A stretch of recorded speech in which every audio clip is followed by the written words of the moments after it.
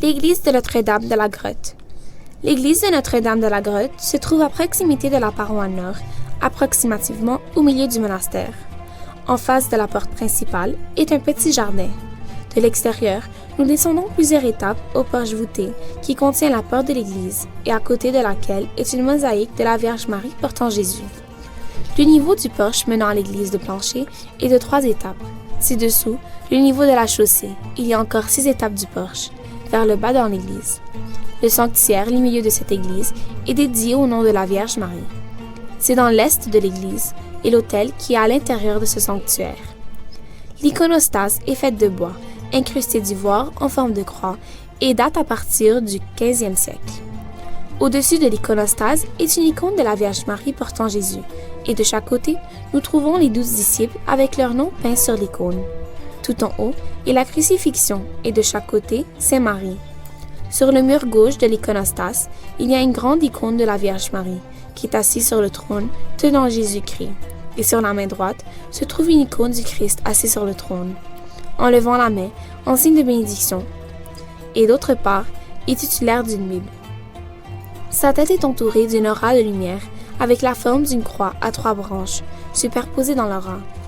Le sanctuaire de la droite, sur le côté sud, est dédié au nom de Saint Marc l'apôtre, et une iconostase de la création plus moderne. Sur elle sont des icônes des pères du monachisme. De gauche à droite sont Saint Parome, père de la vie monastique commune spirituelle, Saint Antoine, le père du monachisme, au milieu, Saint Marc l'apôtre, qui prêchait à l'Alexandrie, le clef de ce qui est l'image d'un bateau et le phare d'Alexandrie dans l'icône. Son nom apparaît en copte sur l'icône. Sur la droite est Saint Macarios le Grand, fondateur du monachisme dans Wadi Natrun. Et enfin, Saint Shenouda l'archimandrite. Toutes les saints de ces icônes sur la partie de l'iconostase sont représentés avec un personnel et d'un part, et l'habit de la vie monastique copte appelé un esquime à l'exception de Saint Marc l'apôtre qui porte une tunique bleue et une cape rouge. Le sanctuaire de la gauche, du côté nord, est dédié au martyr Saint Georges Romain, bien connu de l'histoire de Saint Georges et le dragon.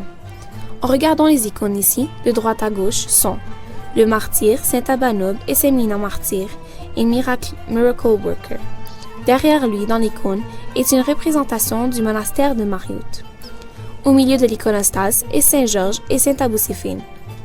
L'icône suivante est celle de la chasse martyr Saint Demiana et les 40 Vierges. Toutes les icônes de l'iconostase, ce sont des martyrs et leurs noms sont décrits sur chaque icône en arabe et en copte. Dans le chœur, sur le mur en face du sanctuaire de Saint-Georges, est relativement nouveau cabinet reliquaire qui comporte 2 sections. La première section contient les reliques de Saint Jean-Cama le prêtre, dont les reliques ont été amenées ici par des moines venus du monastère après le monastère de Saint-Jean-Cama qui a été détruit au XIIIe siècle. La deuxième section contient les reliques des 12 saints de nationalités différentes, qui sont Saint Éphrem le Syrien, dont le Tamanrit Tree se tient toujours dans le monastère, dont nous parlerons un peu plus tard, Saint Sévère, patriarche d'Antioche, Saint Dioscore, 25e pape d'Alexandrie et patriarche du siège de Saint-Marc, Saint Kyriakos l'Anachorète et sa mère Saint Juliette la martyre, le martyr Saint Théodore l'Oriental, les 40 martyrs de Sébasté, Saint Jacques le Manglède, le martyr persan, Saint Jean Court, Saint Moïse le Noir, Saint Archilédis le moine, et enfin le reliquaire de cheveux de Sainte Marie-Madeleine. Il y a une icône de la Vierge Marie portant Jésus, avec 3 anges formant un parapluie au-dessus de sa tête, et en dessous d'elle est Saint Jean-Baptiste. Maintenant le pied de Jésus-Christ, qui nous rappelle le verset de l'Évangile de Saint Jean, chapitre 1, verset 27. « Il est celui qui vient après moi. Les bretelles de ses souliers, je ne suis pas digne de délier. » Le mouton est un rappel de ce que dit Saint Jean-Baptiste de Jésus-Christ, et repris dans l'Évangile de Saint Jean, chapitre 1, verset 29. « Voici l'agneau de Dieu, qui ôte le péché du monde. » Sur une icône de Saint-Élie, nous trouvons de petites images de Jésus-Christ et de la Vierge Marie au-dessus de l'image de Saint Élias. Au-dessus de lui est un texte nommant l'artiste comme Rumi d'Anastasia en Turquie, et nous dire qu'il a été peint en 1582 pour le calendrier copte des martyrs. Il y a une icône de la résurrection, également peinte par Rumi dans l'Anastasia à la Turquie en 1582 pour le calendrier des martyrs, qui est semblable à une icône dans le musée copte du Caire. Une icône de la crucifixion, de chaque côté de Jésus-Christ, sont les voleurs. L'image montre 3 soldats, celui du milieu, entre Sainte Marie et Jésus, qui tient la lance qui perça le flanc du Christ, et sur la droite de la Vierge Marie se trouve Saint Jean le Bien-Aimé. Dans la deuxième, il y a une vieille armoire reliquaire qui sert à contenir les reliques des saints, qui a été transférée à nos nouvelles armoires reliquaires dans le premier chœur discuté précédemment. Les icônes sur cette armoire unique pourraient être datées du XIIe siècle et ajoutent à l'importance de cette fonction. Sur le côté droit de l'armoire est une icône de la Vierge Marie portant Jésus-Christ et une analogue de la Vierge Marie portant Jésus sur le côté gauche datant du XIIe siècle.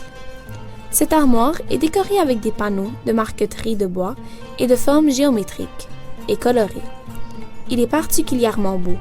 Le bois est le principal matériel utilisé dans l'art copte. C'est un matériau facile à être travaillé et a été utilisé pour décorer les portes des églises et des seuils. Bois sculpté et tours tournés étaient et est toujours souvent utilisé pour cadrer les icônes.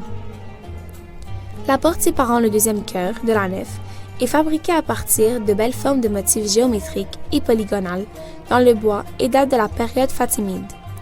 Ce qui distingue ces portes est qu'elles sont décoratives, ne portent aucune inscription. La porte se compose de 6 mètres de longues feuilles. Dans ce chœur, dans le mur sud, est la porte qui est la seule dans l'église. Il y a plusieurs icônes en circulation sur les murs des chœurs, mais ils sont modernes. À l'extrémité ouest de la chorale est un bassin de pied utilisé lors de la messe et a eu lieu lors de la fête de l'Épiphanie. Le bassin, situé dans l'église syrienne de Sainte-Marie, est utilisé pendant la messe 2 fois, Pâques sur jeudi et au cours de la messe de la fête des apôtres. Au sommet de la paroi ouest du 3e chœur, il y a 3 morceaux de marbre, chacun inscrit par une lettre. Chacune des lettres est un symbole représentant un aspect de la théologie chrétienne. Celui du milieu est Phi, qui représente Dieu.